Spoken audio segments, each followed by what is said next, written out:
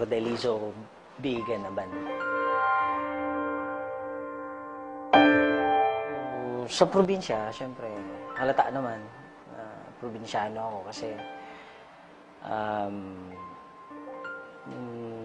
sa Cagayan din ako talaga lumaki. Ang mga magulang ko di naman nakatapos ng pag-aaral kasi high school lang yung tatay ko, tapos nanay ko is elementary graduate lang. Sinasabi ng magulang ko nung pinapaaral kami, kasi medyo malaki na yung family namin kasi ako yung panganay, tapos 6 pa kami. So, I'm the eldest in the family. Pinapaaral ako, malilit pa yung mga kapatid ko. Sabi sa akin ng mga magulang ko, anak, mag-aral ka mabuti para pagkatapos mo, ikaw yung pag-asa namin. So, syempre, college pa lang ako, nakatatak na sa akin na kailangan ako yung pag-asa nila. So, parang hindi pa ako nakakatapos sa pag-aaral, may responsibility na ako. So, kahit mahirap ang buhay namin noon, kinaya namin. Part-time ako kung saan-saan. Naranasan ko nga naging, nakikigapas sa bukid.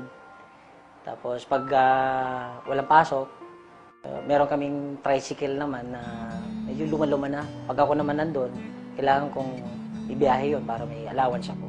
Kulang ko, nagsipag din ako para makatapos na pag-aaral. Yun nga lang ang problema. Siyempre, mga magulang ko, kung ano yung meron sa amin na resources, yun yung kailangan alagaan namin. Yung lolo ko, magsasaka. Tatay ko, magsasaka. Siguro ako, magsasaka rin. Talaga is, matutunan ko yung mga ganun. And hindi ko po kinakaya, even though graduate po ako ng engineering, kahit engineering po ako, pag wala akong trabaho, talagang tinutulungan ko nanay ko mamimitas ng mais, nagtatanim ng mais, namamakyaw ng pakwan.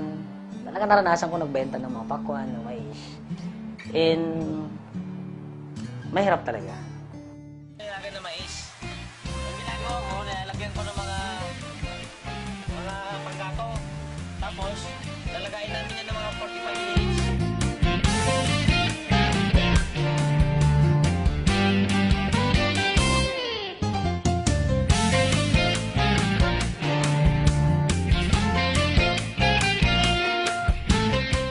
Ito yung sinasakyan ko dati.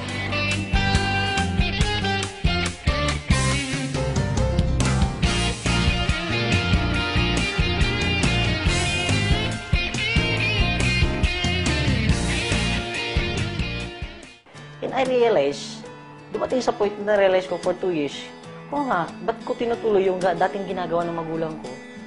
For the past 2 decades, 20 years na nilang ginagawa yun, walang nangyayari sa buhay nila. Tapos tutuloy ko, sabi ko hindi, wala lang pag-asa pag ganito. Alam ko yung lolo ko kasi may pinamanang kalabaw sa tatay ko. Sigurado ipapamana sa akin yung kalabaw. Wala akong magawa. Sabi ko, yung kalabaw na lang kaya ibenta ko. So, halos lahat ng mga alam kong pwedeng ibenta, binenta namin para makapag-start kami sa global. Naalala ko, sabi ko, dahil sa 789 hindi ako nag-join. Ngayon, dahil sa 790, kailangan nag-join ako. Instead na mamasaya ko sa bus para makapunta ng Ortigas kasi galing ako to Cubao, nakikistay ako ng Cubao before sa uncle ko. Hindi ako nagre-rent, nakikistay. Wala akong pambayad. Akong pera di ba? So, ang ginagawa ko, kailangan muna maglakad ako from Cubao to Ortigas. Malapit naman yun. Medyo sanay naman tayo, di ba? Hindi ko mapigilan Pero alam mo bakit napayak ako? Nagpipray ako Lord, kung ito yung opportunity na pwede makapagbago ng buhay namin, gawin mo to. Bigyan mo ako ng pagkakataon na gawin ko to. And alam mo yun, hindi ko makalimutan.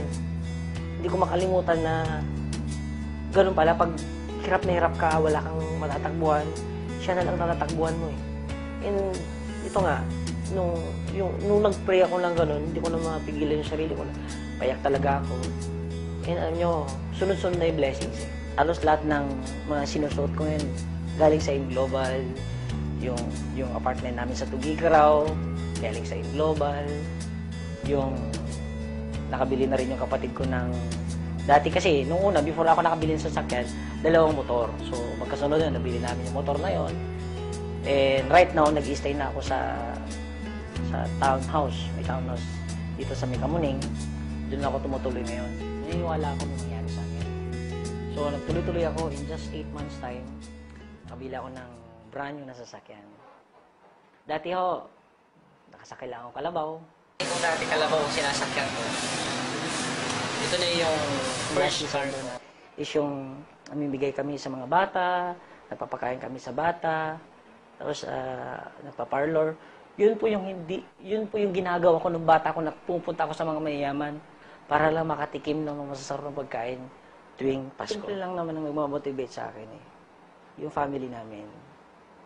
Kasi ayaw ko nang balikan yung dati naming naranasan. Yung point na halos hindi ka na makakain, na yung mga tao na lalapitan mo, akala nila, talagang tatakbuhan ka nila, bakit? Akala nila utangan mo sila. Pag wala ka palang talagang pera, iniwanan ka. Eh, ayaw ko na maranasan yun. Kaya inalagaan ko po ng buong puso ko, buong buhay ko, yung binigay sa aking opportunity ng AIM Global. Taos puso ako nagpapasalamat sa management ng AIM Global, lalong-lalo na, siyempre, kay Doc Ed, kay Sir Francis, at kay Sir John Asperin. Kung wala sila, ako hindi lalaki ng ganito, sobrang laki ng AIM Global. Kung wala kayo, wala ako sa kinalagyan.